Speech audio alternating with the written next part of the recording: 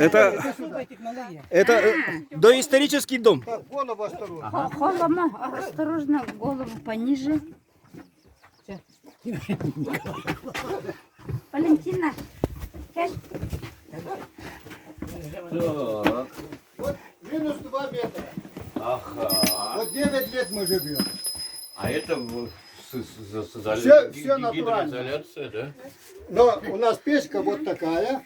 Но когда минус 50 и ниже, да, мы 2 раза в день топим всего 8 полен. 4 полена утром, 4 полена вечером. Все. Ну, зимой очень. Всю зиму мы топим Ну, а всего летом очень 2 холодно. куба. Как? И главное, очень сухо. Самое главное. То есть, а как вентиляция? Вентиляция, ну, маленькая. А летом прохладно. Маленькая Ну, вентиляция. сейчас ты самое. Это солнечная электростанция 1,5 киловатта. Угу. Это турф-вентилятор. А технология, это скажи, это халмалар Мгм. Там Толя. 15 сантиметров турф. Диана, Турф.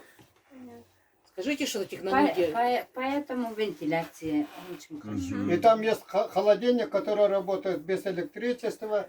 Там это есть гараж, который из фанеры, из которого зимнее время, когда минус 50 и ниже, через 30 минут растапливая печка, через 30 минут выезжаешь на машине. Здесь интернет. работает, Это телевизор, закон всё. теплофизики и термодинамики. Второй закон термодинамики. Это технология строительства домов на Колыме в арктической зоне.